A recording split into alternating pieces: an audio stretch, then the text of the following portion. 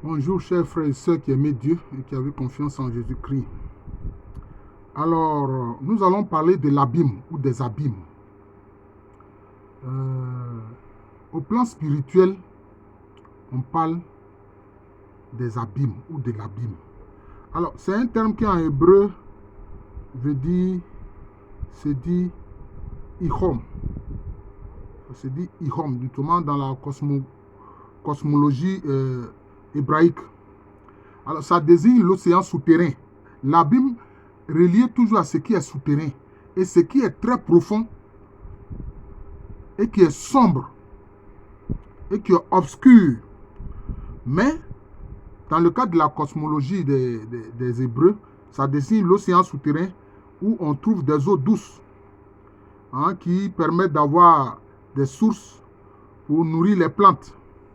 Notamment, on en parle en Genèse 7, verset 11, et aussi en Genèse 8, verset 2. Mais l'abîme aussi est lié, je peux dire,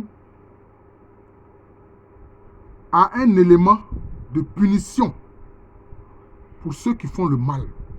Un élément de punition pour ceux qui sont rebelles à l'amour et à la parole de Dieu.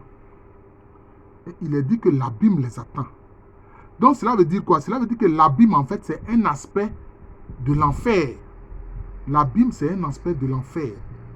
Pour ne pas dire des enfers. Parce que quelquefois, certains veulent distinguer l'enfer des enfers. C'est la même chose. C'est la même chose. D'ailleurs, quand on dit l'enfer, là, il y a plusieurs demeures à l'intérieur de l'enfer. Ah oui, il y a plusieurs demeures à l'intérieur de l'enfer. Comme il y a plusieurs demeures dans la maison du Père de Jésus-Christ. Vous voyez, l'abîme, là, a plusieurs aspects. Vous voyez. Ce sont quelquefois des endroits insondables, même quand on prend l'océan. Les océans que nous voyons sur Terre ici, là. Il y a des endroits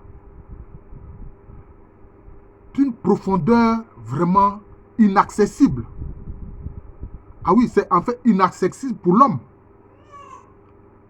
Parce que plus on descend à l'intérieur de l'océan, plus la pression de l'eau est forte et puissante. Donc l'être humain ne peut pas y accéder comme ça, non. Mais pourtant, dans ces abîmes-là, dans ces abysses-là, voilà, j'ai dit encore abysse, ce sont des endroits où il y a certains animaux qui y vivent. Or, c'est une obscurité totale. Une obscurité totale. Mais pourtant, il y a certains animaux qui y vivent, qui y survivent. Quelquefois même, ces animaux marins-là produisent même de l'électricité pour se guider dans ces zones-là. Maintenant, il y a d'autres qui sont totalement aveugles parce que c'est totalement noir, c'est totalement obscur. Mais elles se guident par d'autres moyens. Elles se guident par d'autres moyens. Et souvent, les Caucasiens, les Arabes et autres, on parle d'Abyssinie. Vous savez, le pays des Noirs, on dit Abyssinie. Ça vient du mot Abyssinie, c'est lié à abyssal. C'est ce qui est noir et profond. Vous voyez comment ils sont. Là, ce qu'ils pensent de nous, les Noirs. L'Abyssinie. En parlant notamment de l'Éthiopie et autres. Non. Nous sommes de teint noir ou brun, etc.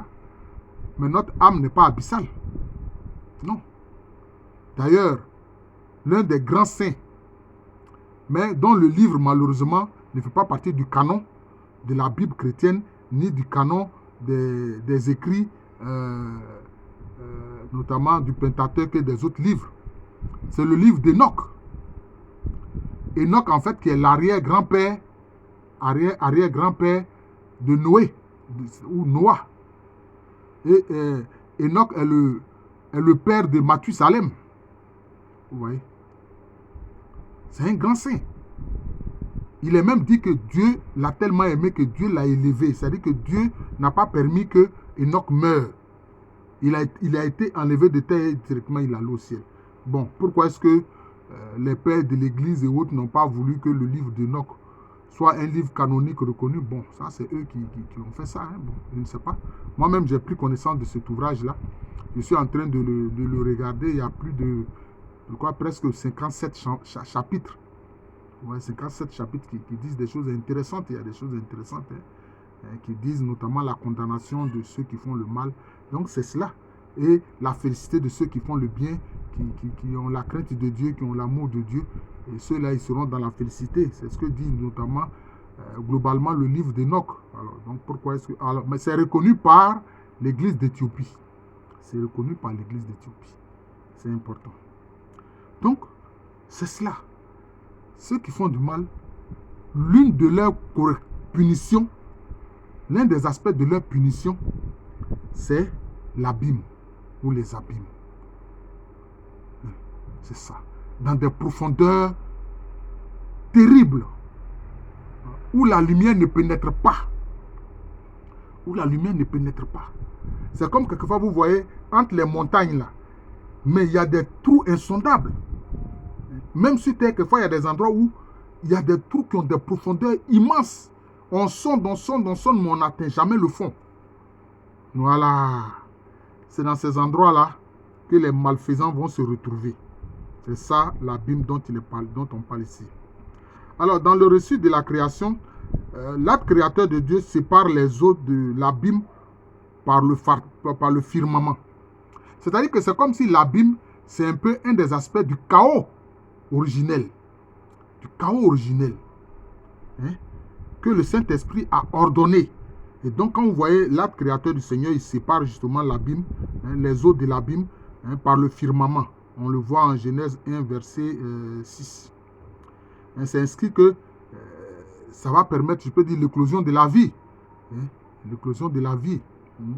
On voit notamment le Saint-Esprit dont l'Esprit plane sur les eaux, le Saint-Esprit qui plane sur les eaux pour les ordonner. Voilà. Donc, ce chaos-là, ce chaos ancien-là, d'avant l'émergence de la vie, là, c'est là-bas que les malfaisants là vont partir. C'est là-bas qu'ils vont partir. Donc, on peut dire que les abîmes, c'est un peu comme les eaux de la mort. C'est un peu comme les eaux de la mort. C'est cela. C'est cela. Ce sont un peu les eaux de la mort. Donc peut-être je peux dire que le déluge nous en donne un aspect. Parce que quand le déluge... Parce que l'eau, aussi quelque part, est liée à ce qui est noir. L'eau est liée à ce qui est noir. Mais il ne faut pas quand même oublier que je peux dire, dans l'espace divin, l'eau de Dieu est lumineuse. C'est pour ça qu'on parle de la colonne de nuée lumineuse de l'Éternel qui guidait le peuple durant l'Exode, le peuple hébreu durant l'Exode. On appelle cela la colonne de nuée lumineuse. Donc vous voyez une colonne de nuée, c'est lié à l'eau, mais elle est lumineuse. Vous voyez, donc c'est un peu ça. Alors que concernant l'abîme, cette eau-là n'est pas illuminée. Ce n'est pas illuminé. C'est ça. Donc, c'est pour dire que l'abîme, c'est un des aspects de l'enfer que les malfaisants, ceux qui seront séparés de Dieu, c'est là-bas qu'ils vont vivre. C'est un des aspects. C'est un des aspects. Sinon, le monde des ténèbres, vous voyez, on dit le monde des ténèbres. C'est ça que Jésus a dit, éloignez-vous de moi, vous qui faites le mal. Allez-y, loin de moi, dans les ténèbres, dans les lieux préparés pour Satan et ceux qui le suivent. Vous voyez. Donc c'est cela. C'est le lieu où on n'a pas accès à la lumière divine, où on est séparé de Dieu. C'est ça l'abîme. Que le Saint-Esprit nous aide à obéir au commandement de Jésus-Christ, à faire toujours la volonté du Père Céleste et à nous soumettre au moindre désir du Saint-Esprit. Parce que vraiment l'abîme, c'est terrible. C'est terrible. Voilà. C'est un endroit de souffrance, c'est un endroit terrible. Même quand on regarde, même ici sur Terre, regardez les endroits où il y a les chaînes de montagnes. Par exemple, la chaîne de montagne de l'Himalaya ou la chaîne de montagne des Rocheuses. Mais entre les montagnes là, vous voyez que ce sont des endroits où il y a des profondeurs terribles. Au moindre faux pas, mais tu t'écrases. Tu t'écrase. Et là, ce n'est pas sûr même que ton corps va être retrouvé. Alors, si on a des endroits terribles comme ça, hein, qui nous donnent une petite image de l'abîme ou bien des abîmes. Comme tout à l'heure, je l'ai dit concernant les profondeurs des océans. Alors, qu'est-ce qu'il en est alors pour ces abîmes réservés au diable et à ceux qui le suivent? Au diable, à ceux qui le suivent. Alors, là-bas, comme a dit le Seigneur, c'est dans les ténèbres. Il y a des pleurs et il y a des grincements des dents. Mais alors, il est tard. Alors, il est tard parce que Dieu vous a proposé son amour. Voilà. C'est vous-même qui vous êtes séparés de lui. Voilà. Bon, quelquefois, par exemple, dans le psaume 104, l'abîme est présenté aussi comme un instrument. Hein, comme un instrument. Hein, je peux dire un instrument de justice de Dieu. Voilà. C'est comme ça. Je crois qu'il y a une chanson de Jean-Jacques Goldman où il dit, dans ces endroits où il n'y a pas de... J'ai oublié exactement la phrase qu'il a dit, où il dit que les profondeurs sont telles que le diable même se met à genoux et pardonne. Voilà. Dans une chanson de Jean-Jacques Goldman, c'est ce qu'il dit. Il dit ces endroits, hein, cet endroit si profond et si noir, si sombre, que même les diables se mettent à genoux et pardonnent. Voilà. Je ne sais pas ce qui a inspiré ainsi Jean-Jacques Goldman. Bon, je ne dis pas exactement ce qu'il a dit là parce que bon, j'interprète cela, mais c'est cela. Dans ces profondeurs où le diable et les diables à genoux pardonnent, demandent pardon. Voilà ce qu'est l'abîme. Voilà, je vous remercie. Je suis le frère Jean de l'amour de Jésus. C'est mon nom spirituel. Et à l'état civil, je suis le professeur Alou Kwame Rémy. Fuyons l'abîme. Fuyons les abîmes. Parce que c'est vraiment terrible. L'abîme, les abîmes, ce n'est pas bon. Ce n'est pas bon pour l'âme humaine. Voilà. Ce n'est pas bon pour l'âme humaine. Si les abîmes même qu'on voit au plan terrestre, on a du mal à les supporter, même à la vue, à plus forte raison, les abîmes qui sont instruments de punition de ceux qui ont tourné le dos à Dieu. Regardez même dans l'univers, il y a ce qu'on appelle les trous noirs. Il y a ce qu'on appelle les trous noirs. Les trous noirs, c'est quoi? Ce sont en général des étoiles qui se sont effondrées sur elles-mêmes. Ce sont des étoiles qui se sont effondrées sur elles-mêmes. Et souvent, ce sont des étoiles massives qui s'effondrent sur elles-mêmes et qui donnent des trous noirs. Mais imaginez être dans ces trous noirs. D'ailleurs, même quand quelque chose rentre dans ce trou noir, il y a ce qu'on appelle... c'est-à-dire que c'est comme si on voit la chose en train d'entrer dans le trou noir, alors que la chose ou la personne est déjà à l'intérieur du trou noir. Voilà. C'est le phénomène des horizons, de l'horizon. Voilà, c'est l'image de l'horizon. Mais sinon, déjà, la personne ou la chose est déjà dans le trou noir. Vous voyez? Donc, c'est cela.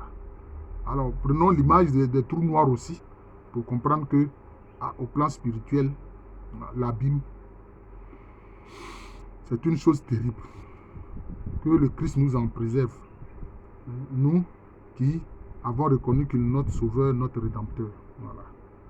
Je vous remercie, comme je disais, je suis le frère Jean de l'amour de Jésus. C'est mon nom spirituel, c'est aussi le nom de cette chaîne YouTube de moi. Et à l'état civil, je suis le professeur Alou Kwame Rémy.